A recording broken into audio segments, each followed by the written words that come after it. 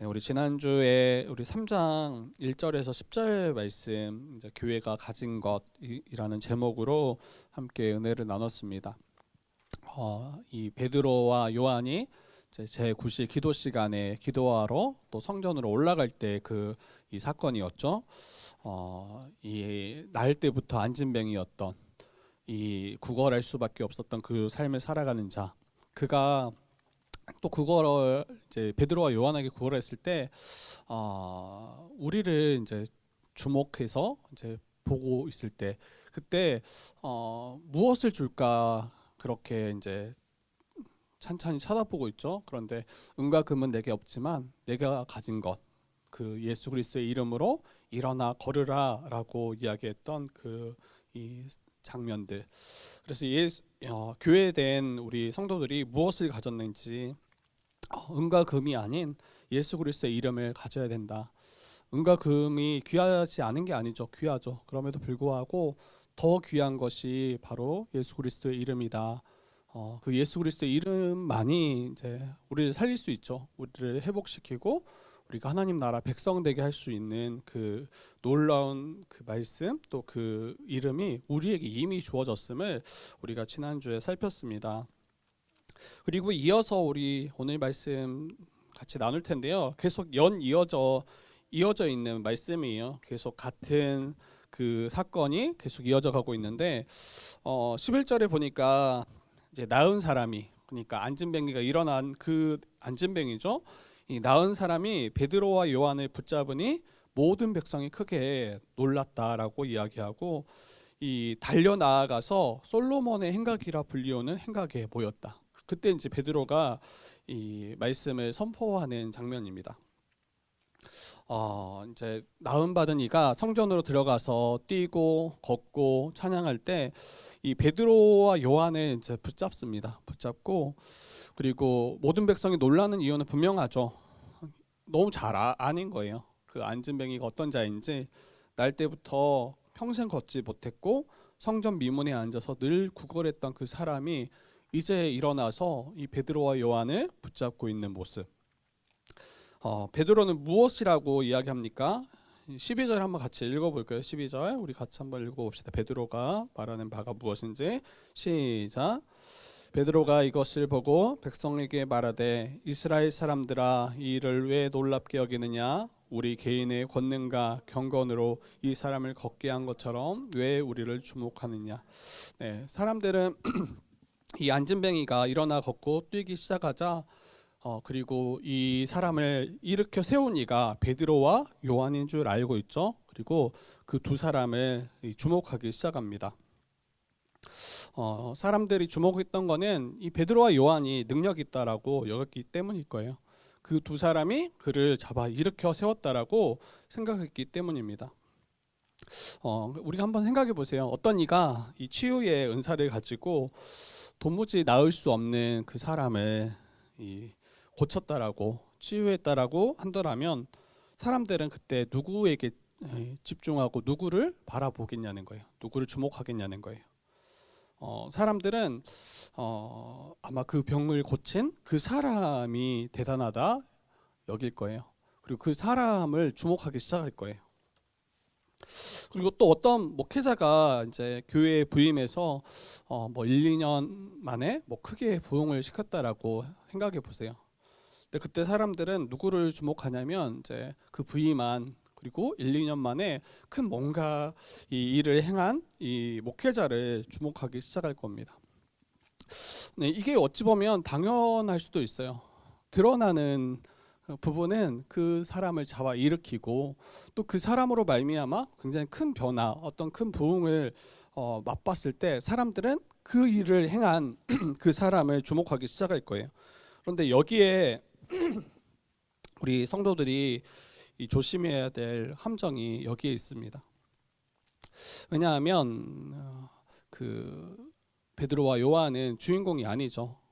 그 일을 이제 행한 그 사람들은 그 일의 주인공이 아닙니다. 그들은 주인공을 주목하도록 돕는 조연에 불과해요. 교회 가운데 놀랄만한 역사가 혹 일어난다면, 그리고 그 어떤 우리가 정말 놀랍다라고 여길 만한 그러한 일들이 일어날 때 그 일을 통해 궁극적으로 우리가 바라보고 우리가 집중해야 돼, 주목해야 돼. 그 분은 바로 예수 그리스도시고 예수님을 높이고 있는지 또 예수 그리스도만을 주목하고 있는지를 우리가 살펴야 되겠죠. 그렇지 않고 예수 그리스도가 아닌 내가 나타나기 시작하고 내가 드러나고 내가 빛나기 시작하면 이것은 교회로서 합당하지 않고 뭔가 문제가 있다라고 여길 수 있습니다. 이 참된 이 신자는 자신이 이 기적의 주인공으로 그렇게 추앙받는 자가 아니에요. 예수께서 기적의 주인공이시고 모든 역사의 주인공이 바로 예수님이심을 우리가 나타내고 그분을 높이고 있는지, 그분만이 주인공 되시도록 우리가 섬기고 있는지. 그래서 교회는 여러분 무너지고 실패할 때는 다른 때가 아닌 것 같아요. 교회가 영적으로 실패할 때라고 우리가 살필 때는 그 자기가 주인공 될 때예요. 사람들이 주인공 되려고 할 때, 목회자가 주인공 되려고 할 때, 서로가 자기가 주인공이라고 이야기할 때, 목회자뿐만 아니라 성도들의 믿음이 무너질 때도 다 자신이 주인공 되려고 할 때예요. 아담과 하하가 넘어졌던 자리가 바로 그 자리였어요. 하나님이 주인공이시잖아요. 하나님이 주인공이신데 그 주인공을 거부하고 자기들이 주인공 되고자 했던, 자기가 하나님이 되고자 했던, 그게 바로 죄의 시작인 것 같아요. 우리는 이제 주인공이 아님을 분명히 알았으면 좋겠어요. 그런데 늘 우리는 습관적으로 자기 중심적으로 생각하고 내가 마치 모든 그 일들을 주관하는 것처럼 그렇게 여기기가 쉽습니다. 그래서 나를 통해서, 우리 교회를 통해서 예수님만 나타나고 있는가, 사람들이 예수님을 주목하도록 그 섬기는 일을 우리가 감당하고 있는가, 이것으로 족하고 기뻐하고 있는가, 이걸 오늘 말씀을 통해서 다시 우리가 살피고 우리가 점검했으면 좋겠습니다. 우리를 주목하도록 하는 것, 그리고 어떤 특정 사람을 주목하는 것을 우리가 경계하셔야 돼요. 그때는 자기가 드러나고자 할 그때는 주님을 가리기 쉬워요. 그러니까 내가 드러나면서 주님은 희미해지고 주님은 보이지 않는, 사람들은 예수님을 보지 못하는 거죠. 그리고 특정 교회를 부각시키고 또 특정 사람을 주목하고 있더라면 이거는 벌써 뭔가 큰 위험이 오고 있음을, 위기임을 자각해야 합니다. 설교자가 가장 어찌 보면 여기에 자유롭지 못할 것 같아요. 늘 경계해야 될 지점일 것 같은데 여러분 지금 저를 주목하고 있잖아요. 주목하기 싫어도 주목해야 돼요. 저 혼자 지금 이렇게 말씀을 전하고 있으니까. 그런데 여러분 좋은 설교자라면, 그리고 정말 하나님이 또 기뻐하시는 설교자라면, 그리고 강단에 서서 설교가 잘 선포되어졌다라고 하는 것은 다른 거 아니에요. 이 좋은 설교자란 설교자가 빛나는 게 아니에요. 누가 빛나야 되냐면 예수 그리스도가 빛나야죠. 예수 그리스도의 뜻을 밝히 전하고, 그리고 그분을 높이는 그런 설교여야 합니다. 그래서 설교가 딱 끝나면 와, 우리 목사님 역시 설교가 좋다 이런 게 아니라 그 말씀 가운데 계시는 그 예수 그리스도를 우리가 기뻐하고 또 정말 예수님 너무나 멋지시다. 역시 예수님 때문에 내가 살았구나. 이게 예수 그리스도를 주목하고 그분을 기억하고 그분을 찬양할 수 있는 설교라면 그게 정말 좋은 설교요, 또 좋은 설교자라고 생각이 됩니다. 목회자의 이름이 사람들에게 각인되는 것이 아니라, 어떤 교회들은 딱 그 교회에 딱 떠오르면 어쩔 수 없이 목회자를 생각할 수밖에 없을 거예요. 그런데 그 목회자를 뺐을 때는 아무것도 남지 않아 버리는 그런 일들도 종종 일어납니다. 그런데 그 목회자가 빠져도 예수 그리스도만이 잘 그 교회 가운데 드러나고 나타날 수 있는지, 이게 이제 우리에게 점검하고 생각해야 될 지점이 되겠죠. 그래서 목회자의 이름이 각인되는 것이 아니라 예수의 이름이 사람들 마음마다, 우리 성도들 마음마다 깊이 새겨져 가고 있는지, 이제 이런 의미에서 대형 교회의 목회자들은 늘 이제 자유롭지 못하는 것 같아요. 늘 조심해야 되고 경계해야 될 것 같아요. 늘 많은 분들의 그 주목을 받는 자리에 있잖아요. 그리고 대형 교회가 아니더라도 앞에서 제가 이야기했던 것처럼 목회자들은 자신이 섬기는 교회에서 항상 주목받는 자리에 있습니다. 그렇게 정말 겸손함이 필요한 것 같아요. 겸손하게 우리 주님을 계속 가리키고 또 우리 주님을 드러내고 있는지, 이제 저도 그리고 여러분들도 이제 여러분의 자리에서 정말 주님을 자랑하고 있는지 우리가 살펴야 될 것입니다. 주목받기 싫어하는 사람은 없을 거예요. 저는 약간 좀 불편하긴 한데 제 성향상 뭔가 사람들 앞에 드러나는 그런 자리에 잘 나서는 편은 아니에요. 그런데 제 깊은 자아를 보면 그거를 막 싫어해서 그런 게 아니라 그냥 불편한 거예요. 저를 높여주고 누군가 저를 세워주고 하면 이게 기분 나쁘지 않아요. 기분이 좋아요. 좋고 감사하다 이런 생각이 들어요. 그런데 이런 생각이 일어날 때 정말 예수 그리스도를 통해서 내가 주인공 되려고 하는 건지, 이 자리조차도 예수 그리스도가 조연이 되게끔 할 수 있는 그런 여지가 충분히 있는 것 같아요. 우리 찬양을 또 우리가 인도할 때나 또 우리 각자의 자리에서 어떤 섬김의 그 자리, 근데 그 섬김의 자리에서 예수 그리스도가 조연이에요.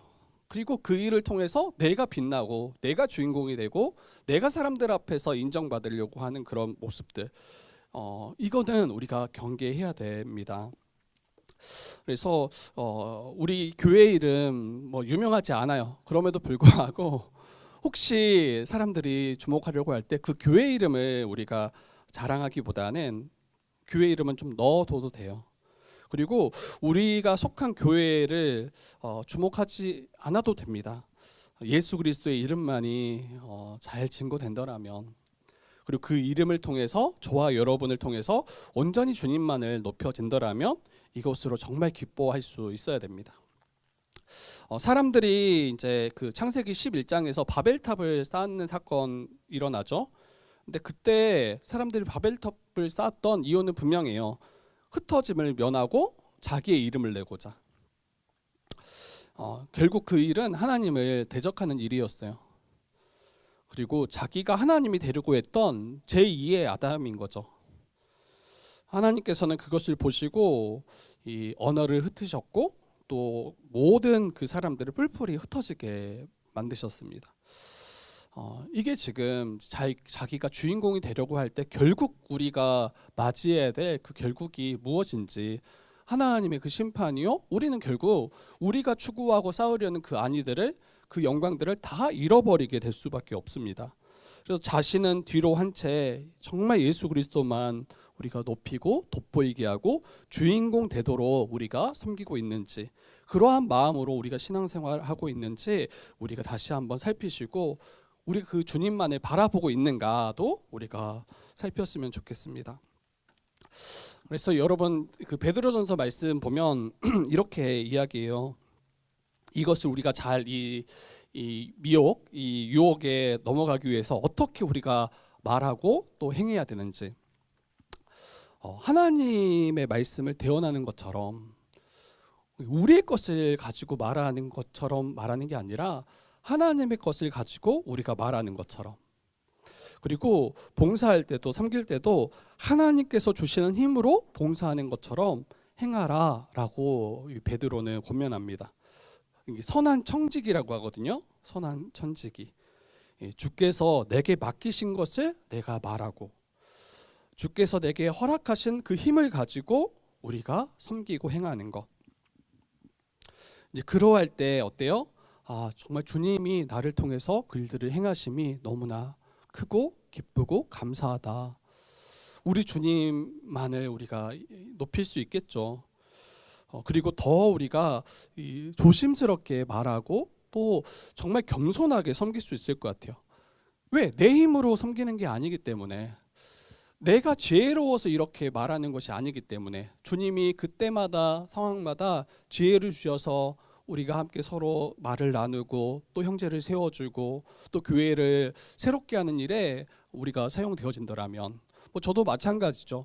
그러한 한 은사를 가지고 이 목회자의 역할을 주님께서 허락하시고 맡겨주시고 섬기도록 하셨기 때문에 이것이 내가 자랑할 만한 게 정말 하나도 없다라는 거. 여러분들이 섬기는 그 섬김의 자리도 다 마찬가지예요. 실제로 하나님이 성령을 통해서 우리 가운데 은사를 주셨고 여러분들이 이 일들을 감당하도록 힘과 지혜를 주셨기 때문에 감당하는 것이지, 이것이 내가 정말 괜찮아서 정말 뭔가 능력이 있고 탁월해서, 물론 탁월해요 여러분들, 탁월하지만 정말 그 근원이 어딘지 다시 한번 봤으면 좋겠어요. 나인지 아니면 내 안에 거하시는 예수 그리스도, 그분으로 인해서 내가 일들을 감당하고 있는지. 그러면 자기를 자랑할 수 없죠. 그리고 정말 그 일을 통해서 하나님께 영광 돌리고, 그리고 이렇게 만약에 자기 자신에게로부터 뭔가 시작됐다고 여기면 다른 사람들과 비교하기 시작할 거예요. 왜 나는 저렇게 하지 못할까? 왜 나는 거기에 미치지 못할까? 또 반대로 뭔가 더 탁월하다라고 생각하는 이들은 그것을 이제 무의식적으로 자랑하고 자만하고 교만하게 되는 일들이 일어날 수밖에 없을 거예요. 그런데 정말 주께로부터 모든 것이 왔고 그 일들을 행할 수 있는 모든 능력과 지혜가 왔음을 우리가 인정하고 고백한다면 어때요? 정말 주님만 자랑하게 되겠죠. 그리고 이걸 가지고 우리 겸손히 섬기며 또 주 앞에 나아가게 될 것입니다. 그렇습니다. 정말 우리를 통해서 주님이 주목받았으면 좋겠어요. 주님만 높였으면 좋겠어요. 그러나 한 가지 오해하지 말아야 될 것도 있어요. 이것도 전에 제가 말씀드렸지만 이 주님만 주목하도록, 주님만 바라보도록 한다라는 그 말이, 이게 오해하면 마치 주님을 주목해야 되니까 나는 아무것도 하지 않아야 되겠다. 왜? 나를 주목하는 게 불편한 거예요. 정말 이제 말씀 옳다. 그래서 주님만 주목하게 만들어야겠다. 그러면서 이제 아무것도 하지 않는 거. 성경은 아무것도 하지 말라고 이야기하지 않아요. 정말 여러분을 가지고 허락하신 그 은사를 가지고 주님을 또 교회를 또 섬기라고 이야기를 하잖아요. 여기서 우리가 경계해야 될 것은 마치 이것이 나의 것인 것처럼, 내 힘과 내 지혜로 행하는 것처럼, 그리고 자기를 높이는 것, 이것을 경계해야 되는 것이지, 사람들이 주목하는 것 그 자체가 문제가 되거나 이것을 경계하라고 말하지 않아요. 만약에 제가 설교회 단에 서서 말씀을 선포하는데 여러분들이 저를 아무도 주목하지 않으면 어떻게 말씀을 들을 거예요? 어떻게 우리가 함께 교회로 또 말씀 가운데 세워져 가겠어요? 그러니까 어쩔 수 없이 주목받는 자리에 설 수밖에 없어요. 그리고 여러분과 저를 통해서 하나님은 그 놀라운 일들을 행하시기를 바라세요.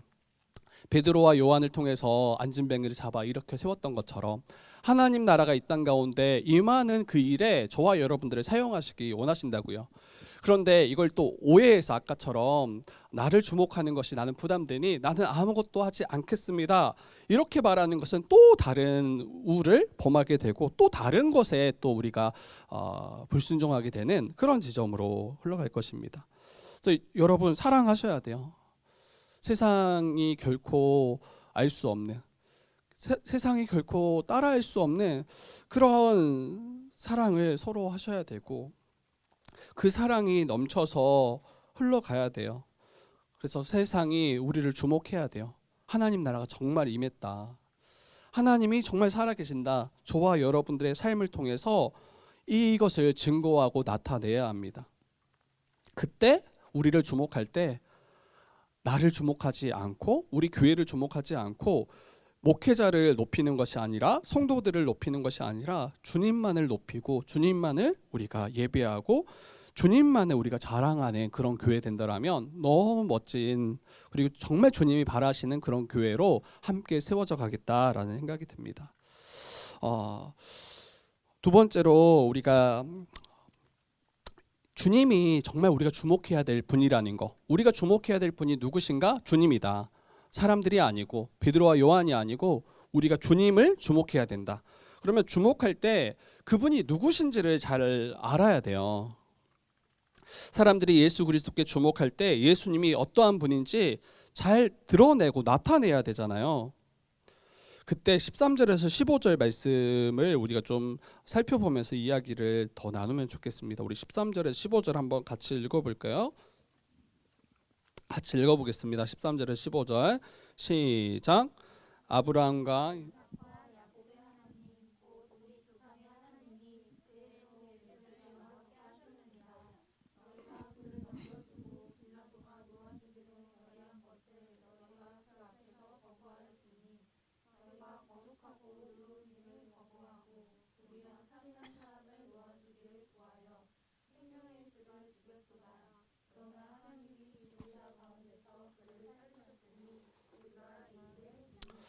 아멘. 여기서 예수님은 어떤 분으로 베드로가 소개합니까? 아브라함과 이삭과 야곱의 하나님, 곧 조상의 하나님께서 그의 종 예수를 영화롭게 하셨다라고 이야기해요. 예수님은 먼저 우리의 그 죄를 대신 짊어지시고 죄인들을 위해서 죽임당하신 분이시죠.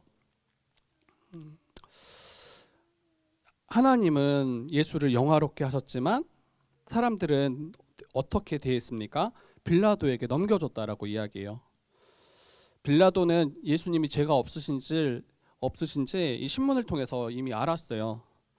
그런데 종교적인 이 문제로 유대 지도자들이 예수님을 잡으려고 하는 줄 알았지만 이 사람들의 그 거센 이 반박에 결국에는 이제 놓아주지 못하고 이 살인자 그리고 범죄자였던 그 사람을 대신해서 예수께서 이제 십자가에 달리신 그 일들을 우리가 마주하게 되죠. 이스라엘 백성들은 거룩하고 의로운 예수님을 거부하고 살인한 사람을 놓아주기를 구했고 결국 생명의 주 대신 예수님을 죽였습니다. 예수님은 우리를 위해서 죽으신 거예요. 이 생명을 주시기 위해서 오신 이 생명의 주라는 것은 생명의 주관자이시고 그리고 생명을 주시는 분이심을 이야기해요. 우리가 어떻게 생명을 얻었는가 할 때는 아이러니하게 그가 죽으심으로 저와 여러분을 살리신 거죠. 우리 대신 십자가에 달려 죽으심으로 우리에게 생명을 주신 거죠. 나의 죄를 사하시기 위해서 저와 여러분을 위해서 나를 대신해서 여러분을 대신해서 그 십자가에 달리셔서 생명을 주셨습니다. 오늘 이제 본문에서 빌라도가 예수님을 놓아주려고 했잖아요. 그러나 살인한 자와 예수님 중 누구를 놓을지 선택하라 이렇게 이야기할 때 군중들은 다 한 목소리로 살인한 자를 놓아주라고 이야기하고 도리어 의롭고 거룩하신 예수님을 십자가에 매달라고 했습니다. 다시 한번 생각해 봤으면 좋겠어요. 그 십자가의 자리가 그 살인한 자, 그 범죄자의 자리였지만 실제로 저와 여러분의 자리였다라는 거. 하나님을 대적했던 자요. 또 우리의 전 삶을 통해서 실제로 우리가 얼마나 많은 또 범죄, 또 얼마나 많은 악을 행했던 자인지 성경은 너무나 잘 이야기를 해요. 그 모든 진노와 모든 하나님의 그 진노와 저주로부터 저와 여러분들을 속량하시기 위해서 예수께서 그 십자가에 달리셨습니다. 그리고 예수께서 십자가에서 거룩한 피를 흘리시지 않았더라면 우리의 속죄함도 없는 거죠. 우리가 주목해야 될 예수님이 누구신가 계속 우리가 이야기하는 거예요. 우리가 단순히 예수님을 바라보자, 약간 추상적으로 모호하게 예수님만 바라보자, 예수님만 우리가 주목하자 이렇게 이야기하지 않고 그 예수님이 그러면 어떤 분이신가, 우리를 위해서 행하신 일이 무엇인가를 우리가 밝히 알고 그분을 바라보고 또 그분을 붙잡고 그분을 믿고 따라가야 되잖아요. 그래서 예수님은 나의 죄를 위해서 그 십자가에 대신 죽으신 그분이심을 우리가 먼저 고백하고 바라봐야 합니다. 그리고 두 번째로는 15절 말씀에서 우리 읽었던 것처럼 이 하나님께서 죽은 자 가운데서 예수 그리스도를 살리셨다 이라고 이야기합니다. 예수님이 부활하셨음을 우리가 믿어야죠. 그리고 그 부활하신 예수를 바라봐야죠. 하나님께서 죽은 자 가운데서 예수님을 다시 살리셨습니다. 부활은 단순히 죽은 자를 다시 살리는 것, 이게 단순한 게 아니죠. 의미가 있죠. 의미가 있죠. 부활은 예수께서 십자가에서 행하신 그 속죄 사역의 성취되었음을 나타내는 표예요. 우리의 죄가 사해졌고 그 죄로 인해 사망이 완전히 패해졌음을 나타내는 그 표가 바로 예수 그리스도의 부활입니다. 본래 죄인된 우리는 어때요? 나의 죄로 인해서 죄의 싹슨 사망이라고 하잖아요. 죄로 인해서 결국 얻을 수밖에 없는, 우리가 싹스로 우리의 일당으로 받을 수밖에 없는 것은 결국 사망이에요. 사망을 향해 달려갈 뿐입니다. 그 달려갈 그 길을 막을 것이 없어요. 근데 그때 하나님께서 예수님을 죽음 가운데 일으키셔서 사망을 이기셨고 그를 믿는 우리에게 생명을 주셨어요. 그래서 생명의 주라고 이렇게 고백할 수밖에 없죠. 사망을 이길 능력은 여러분 예수 안에 있는 그 부활의 능력밖에 없어요. 우리는 모두 다 사망을 향해 달려가잖아요. 근데 그 사망에서 건지실 분이 예수 그리스도시요, 또 그분 안에 있는 부활의 능력만이 우리를 살린다. 그래서 예수 그리스도를, 그러한 예수님을 이제 우리가 믿는 거예요. 바라봐야 되는 거예요. 죽음을 이기시고 다시 사신 그 부활의 능력이 지금 안진뱅이를 일으켰다라고 이야기해요. 너희가 보고 지금 성하게 된, 완전히 나음 받아서 걷고 뛰고 성전으로 나아가서 예배하는 그 안진뱅이를 예수 그리스도 안에 있는 그 생명이 그를 살렸다라고 이야기합니다. 그리고 그 생명이 저와 여러분 가운데 이미 역사하고 있다라고 우리가 믿어야 돼요. 그 놀라운 온전케 하는 그 생명이 예수를 주와 그리스도로 믿는 신자들 가운데 이미 역사하고 있고, 그게 바로 그 결과가 거듭난 거예요. 거듭난 거. 예전에는 이제 죄 아래 거하고 죄를 위해 살아갈 수밖에 없는 사단의 종으로 살아갈 수밖에 없었던 자가 이제는 하나님의 거룩한 백성 돼서 주를 위해 살아갈 수 있고 주와 그리스도 그분의 영광을 위해서 살아갈 수 있는 존재로 우리를 다시 살리셨습니다. 그래서 예수님을 저희가 바라봐야 돼요. 그 주님을 바라보지 않고서는 나아갈 수 없고 생명을 얻을 수도 없죠. 영원한 그 멸망밖에, 심판밖에 없는 거죠.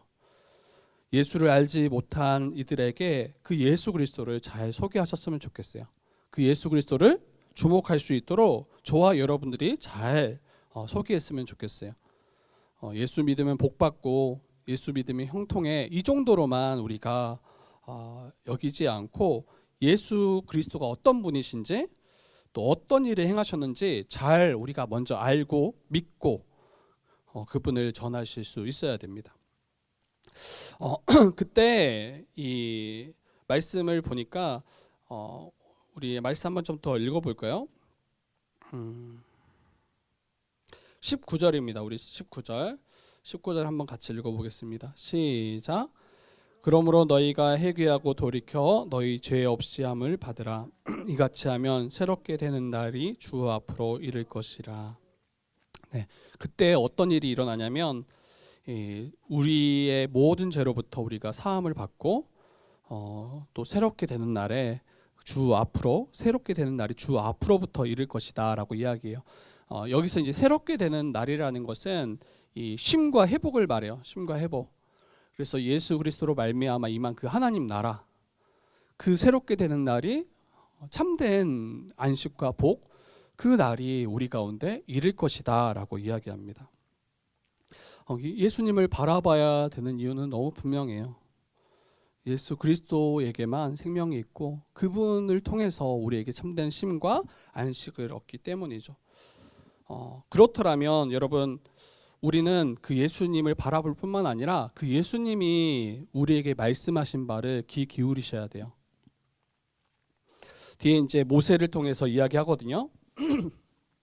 모세를 통해서 이스라엘 백성들이 애굽에서 건진받을 때, 그때 하나님 백성으로 삼으실 때 모세를 통해서 건졌을 뿐만 아니라 모세 이야기에 그 말에 귀 기울인 자는 이 생명을 얻는 거예요. 근데 반대로 그의 말을 듣지 않고 그를 따르지 아니했던 자들은 다 광야에서 다 넘어졌다라고 이야기해요. 다 심판을 피할 수 없었다라고 이야기해요. 하나님께서는 이 모세를 통해서 또 이야기해요. 베드로를 통해서 이야기하실 때 이 모세를 가져와서 너희 형제 가운데서 나 같은 선지자 하나를 세울 것이다. 이 지금 모세가 말하는 거예요. 너희 형제들 가운데, 이 이스라엘 백성들 가운데 나 같은 선지자, 모세와 같은 선지자 하나를 세울 것이니 너희가 무엇이든 그의 모든 말을 들을 것이라. 누구든지 그 선지자의 말을 듣지 아니하는 자는 백성 중에서 멸망받으리라. 모세와 같은 선지자는 이 말씀 안에서 너무 분명하죠. 바로 예수 그리스도십니다. 그렇기 때문에 우리는 예수 그리스도의 말씀에 반드시 귀 기울이고 그 말씀을 들어야 돼요. 그 말씀 가운데 생명이 있기 때문이죠. 로마서 10장에서도 이야기하죠. 너무 유명한 말씀인데 믿음은 들음에서 나고 들음은 그리스도의 말씀을 들을 때 일어난다라고 이야기합니다. 말씀을 듣는 것은 생명의 문제입니다. 생명의 문제. 그래서 더 잘 전해야 될 것 같아요. 저도 더 열심히 말씀을 연구하고 또 함께하는 우리 성도들은 또 이 말씀을 더 사모함으로 함께 받을 수 있어야 될 것입니다. 교회에 속했음에도 불구하고 예수님의 말씀이 들리지 않거나 또 그 말씀에 귀 기울이지 않는다라면 이거는 이제 큰 문제예요. 교회적으로 너무나 심각한 문제이다. 그리고 한국 교회를 오랫동안 제가 속해 왔고 또 자라오면서 이 문제가 굉장히 심각한 문제임을 우리가 보게 되는 것 같아요. 말씀을 사모하는 분들이 많지 않은 것 같아요. 많지 않고, 그리고 사모한다라고 하는 분들도 어떻게 이 말씀을 더 알아가야 하는지 잘 모르는 분들도 너무 많은 것 같아요. 그래서 말씀이 선포되어지는 그 설교의 자리가 이 따분한 시간으로 여기고 또 그 말씀의 능력을 기대하는 분들이 많지 않아요. 그리고 말씀은 듣지만 그게 좋은 말씀이다라고 인정하지만 그 말씀을 따라 순종하지 않습니다. 그리고 이거는 이제 비단 성도들만의 문제 아니에요. 말씀을 전하는 목회자들도 이 말씀과 말씀의 능력을 기대하지 않는 것 같아요. 말씀을 선포해도 성도들이 변할 거라고 기대하지 않아요. 이 말씀이 능력이 있다라고 믿지 않아요. 그냥 직업적으로 목회자로서의 어떤 역할을 감당하는 듯한 느낌을 받습니다. 직업인으로서 이 목사로 전락해 버리는 거죠. 말씀을 준비하고 선포하는 목회자가 이 말씀의 능력을 신뢰하지 않는다라면 그러한 목회자의 지도를 받는 성도들은 결국에는 그 말씀을 따라 살지 않을 거예요. 그 말씀을 신뢰하지 않을 거예요. 기대하지 않을 거예요. 맹인이 마치 맹인을 인도하는 것처럼 결국 둘 다 망할 수밖에 없겠죠. 다시 말씀드리지만 말씀을 듣는 것은 생명의 문제예요. 생명의 문제고 이 말씀이 서고 안 서고가 교회가 서고 안 서고의 문제와 직결됩니다. 그리고 그리스도의 말씀을 듣지 않는 자는 우리 각 개인으로서 우리 성도 각 개인은 말씀을 듣지 않고 또 그 말씀 앞에 서지 않을 때는 여러분 하나님의 심판을 피할 수가 없어요. 결국에는 이 말씀을 통해서 우리가 믿음이 일어날 것이기 때문에 또 이 믿음으로 말미암아 구원받을 것이기 때문이죠. 예수를 주와 그리스도로 믿고 그분의 말씀을 듣고 회개하고 돌이켜야 합니다. 그때 모든 죄가 사함을 받아요. 모든 죄가. 그때 주님께로부터 새롭게 되는 날이 이를 것이에요. 다시 앞에서도 이야기했지만 참된 쉼과 참된 안식, 참된 복이 우리 주께로부터 올 것입니다. 그게 바로 하나님 나라가 임하는 거죠. 그리고 이 땅에서뿐만 아니라 주님 다시 오실 때 완성될 것입니다. 마지막으로 여러분 예수 그리스도는 여러분 참된 복을 주시는 분이세요. 앞에서 제가 이 하나님 나라를 이야기했던 것처럼 그분의 말을 귀 기울여야 합니다. 그분의 말을 듣는 자만이 생명을 얻을 것이고 그렇지 않은 자들은 멸망받을 것이다. 또 주님이 어떤 분이신가 우리가 주목할 때 예수 그리스도는 참된 복을 주시는 분이심을 우리가 기억해야 합니다. 우리 26절 한번 25, 26절 한번 같이 읽어봅시다. 25, 26절 같이 읽어보겠습니다. 시작. 너희는 선지자들의 자손이요 또 하나님이 너희 조상과 더불어 세우신 언약의 자손이라. 아브라함에게 이르시기를 땅 위의 모든 족속이 너의 씨로 말미암아 복을 받으리라 하셨으니.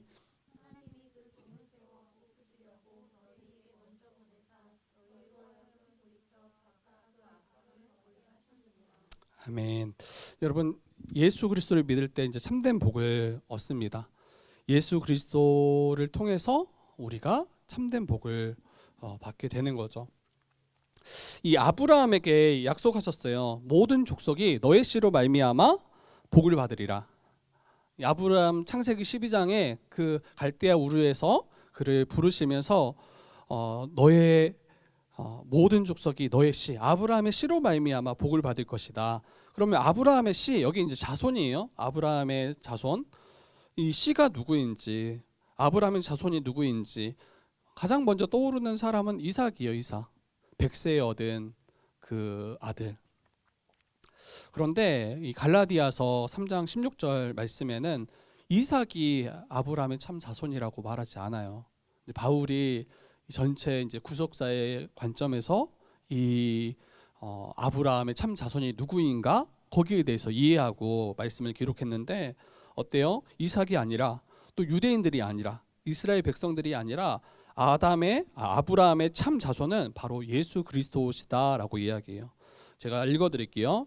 갈라디아서 3장 16절 말씀인데 이 약속들은 아브라함과 그 자손에게 말씀하신 것인데 여럿을 가리켜 그 자손들이라 하지 아니하시고 오직 한 사람을 가리켜 내 자손이라 하셨으니 곧 그리스도라.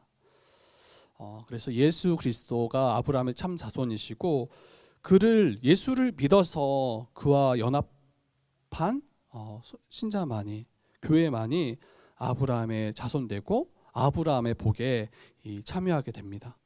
그 아브라함의 복은 여러분 하나님 나라를 말해요.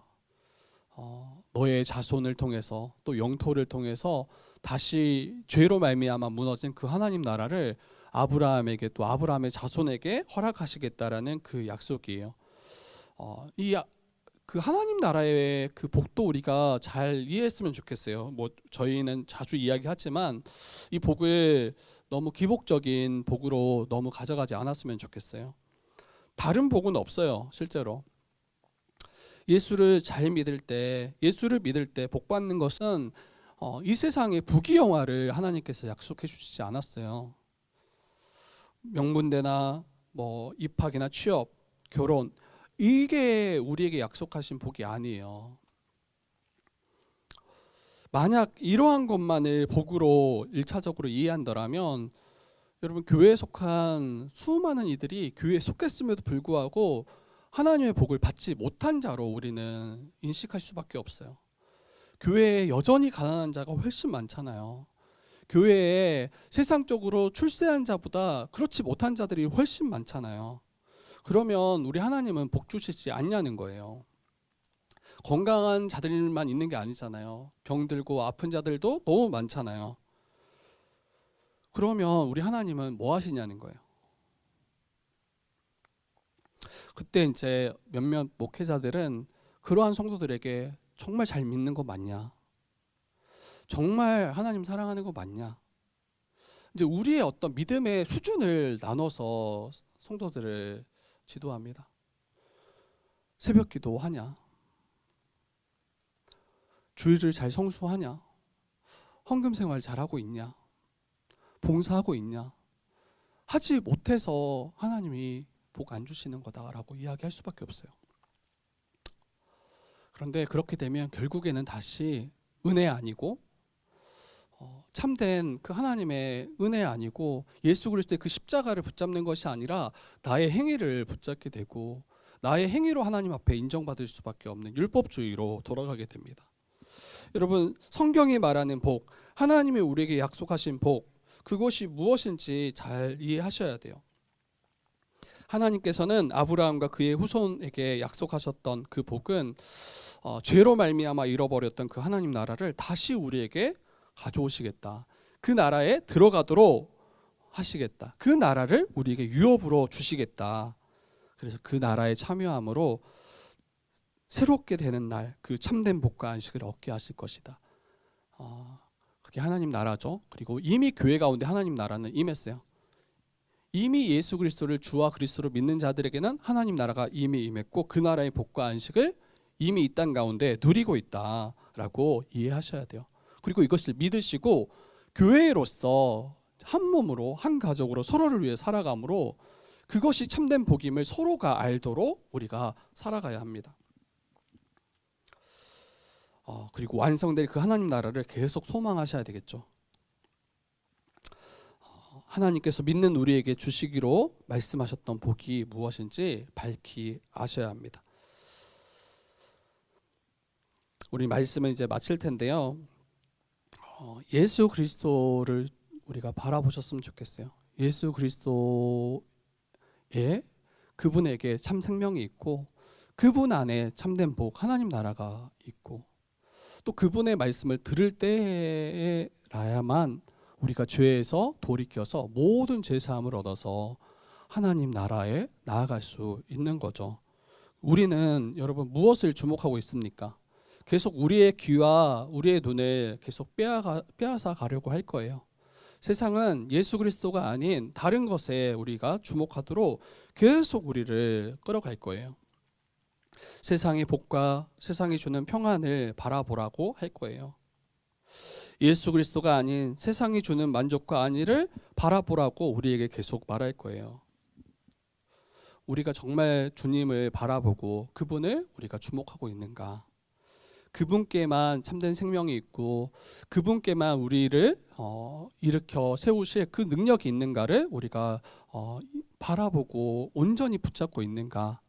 또 주님께만 그 하나님 나라의 그 복과 안식이 있음을 믿고 있는가?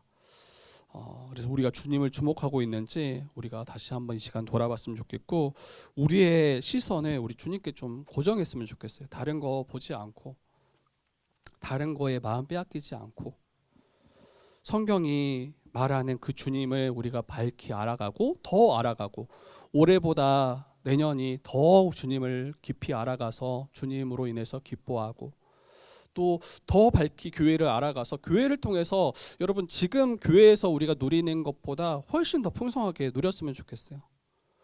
그리고 교회를 통해서 우리의 죄의 문제를 더 다루어 가셨으면 좋겠어요. 우리는 완성된 존재가 아니잖아요. 여전히 약하고 또 넘어지기 쉬울 거예요.